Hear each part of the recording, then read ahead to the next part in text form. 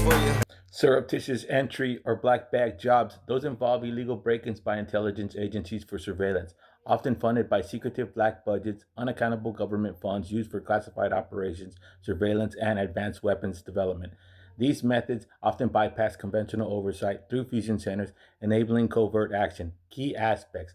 Surreptitious entry. These are covert illegal entries into structures, homes, to steal or install surveillance, historically used by agencies like the FBI and CIA for intelligence gathering, black budgets, and projects. These are hidden classified funding allocations for intelligence agencies, CIA, NSA, or the Department of Defense. Here's a Department of Defense PSYOP soldier in New Jersey State Fusion Center back sometime around 2010. What's he doing? Probably orchestrating domestic covert action for advanced weapons development. Purpose and operation. Surreptitious entries allow for intelligence gathering that cannot be accomplished through legal overt means. Operations are often hidden from public scrutiny and sometimes even from most of Congress. Budget scale. The U.S. government spends billions on these clandestine activities. Their spending exceeded $80 billion in 2019. These operations and funding mechanisms often operate in a illegal area with no transparency and violate the Constitution.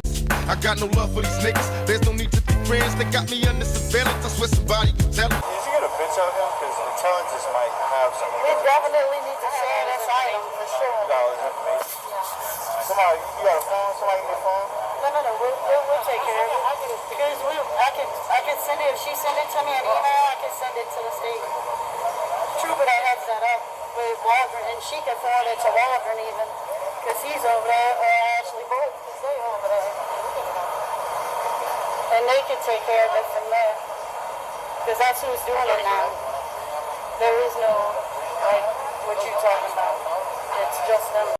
The phrase is a piece of dialogue often found in crime thrillers, spy movies, or police procedurals. Breakdown of the phrase. Did you get a picture of him? The speaker is asking for a photo of a specific male. This is used to confirm the identity of the person. Because intelligence refers to gathered information, often in the context of spying, used to understand an adversary or situation. Might have something on him. This is an idiom meaning the intelligence agency likely have files or surveillance data regarding this person. Contextual meaning. This means the person they are tracking is recognized as a threat, and identifying them through a photo allows the team to look up their history to predict their actions. Yes, surreptitious entry is if not the primary tactic used in a dirty war. It is a hallmark technique of state-sponsored covert operations, often used by intelligence services, secret police, or paramilitary to suppress dissidents, intimidate populations, and eliminate perceived enemies. How surreptitious entry functions in dirty wars. A dirty war is characterized by a government conducting secret, often illegal operations against its own citizens or political opponents,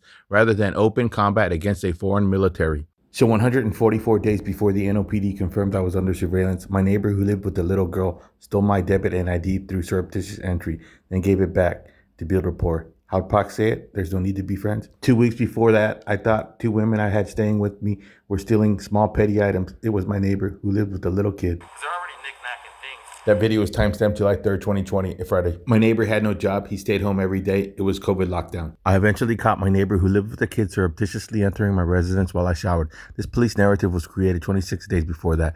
In the narrative, the detective wrote, Mr. De La Rosa mentioned that people were following him and that they had moved into the apartments on either side of him and were constantly listening and talking to him. I never said that on body-worn camera. This is the only thing I said referencing that on body-worn camera. Now she's staying next door, and I don't know if she's affiliated with you too, but I feel like they're filming me. It's terrifying. My neighbors also provided human intelligence to have me whacked that day. Here's how I caught my neighbor illegally entering my residence while I showered. I left my cell phone recording. I also sent a messenger message after I reviewed this video, and 911 dropped my call twice. There was only me and a female staying in my apartment at this moment, who police may have sent.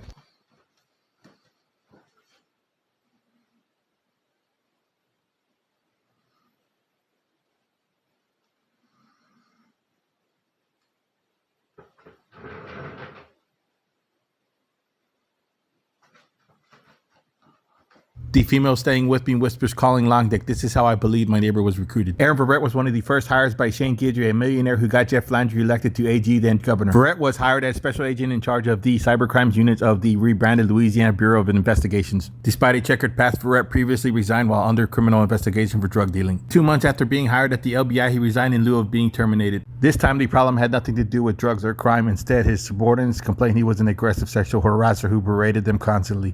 An internal investigation found Marin deterrence to their claim. Despite both the criminal and sexual harassment investigation, Verrett remains in law enforcement. One of the top priorities of the unit overseen by Verrett was to nab PDFers. The work at time involved examining pictures of naked people.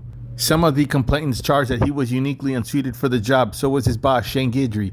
They stated, when we would come across adult pornography, male, Mr. Verrett will make comments such as, "We need to talk to that guy," complained one female. So Verrett was using the cybercrime unit to recruit. You can also read the type of dialogue Verrett invoked with a subordinate doing forensics on a warrant. Verrett did not discriminate female or male when it came to sexual harassment. He even tried to subvert a male subordinate into a submissive sexual partnership known as a bottom. Verrett used his special agent in charge position to give subordinates reason to fear for their jobs, and often invoked the name of the influential supporter who hired him, Shane Guidry, to suggest he was untouchable. Well, looky here, Aaron Verrett would scream through walls about potentially disloyal employees and threatened to call Mr. Guidry and have them fired. What's it say? Mr. De La Rosa mentioned, again, not on body-worn camera, they had moved into the apartments on either side of him and were constantly listening and talking to him, like screaming to the wall. Who's doing that? Cybercrimes unit. Verrett claims his comments were merely jokes. The investigation determined Verrett violated department policies and was put on administrative leave. They take away your gun and badge because you're a danger to society. And Verrett quickly resigned. Back to my neighbor. Here's a Facebook post he shared and commented, "I'm a good cock." His daughter's picture reads, "My dad is awesome. He makes me happy. He's a good cock." On September 21st, 2020, that same child threatened she would chop me up and eat me and I would taste good because I'm sweaty, through the walls in my kitchen. Her picture also shows cauldrons. Who's using cauldrons? SRA, that's who. See the cauldron?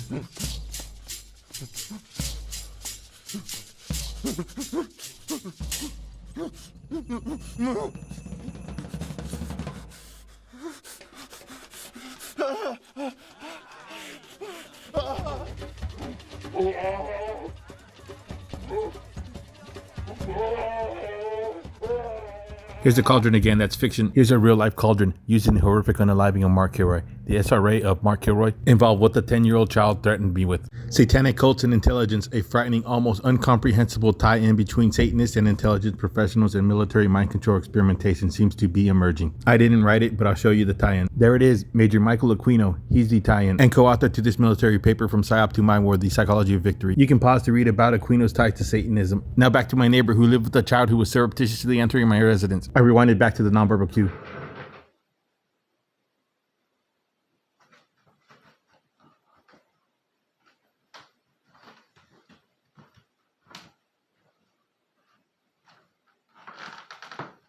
This scene is from the movie The Manchurian Candidate. The character is going through a wall. The blacked out soldiers suggest a black budget operation. This is fiction. This photo is non-fiction. It depicts a CIA-funded apartment used for Operation Midnight Climax, part of MKULTRA, an illegal study of psychological warfare and mind control. George Hunter White is the man captured in the photograph. George Hunter White would pay prostitutes with taxpayer funds to target Johns to bring back to an apartment George Hunter White lived next to, where he had a one-way mirror to observe the prostitute and John's sexual encounters.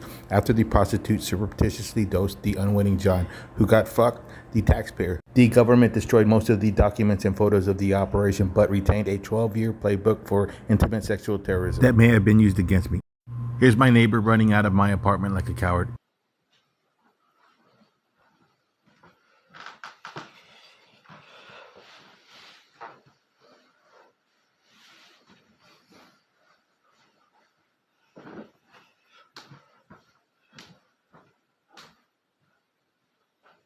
This scene is from the film Conspiracy Theory. Mel Gibson's character has a pantry, fridge, and food under lock and key. Why? Surreptitious entry.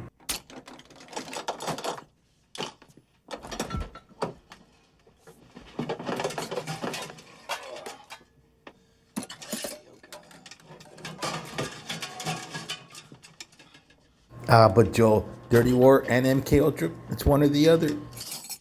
Yes, a simultaneous campaign combining elements of a Dirty War, MKUltra style psychological manipulation, COINTELPRO style domestic disruption, and fifth generation warfare is possible, with modern analysts arguing that such tactics are currently being modernized through technology.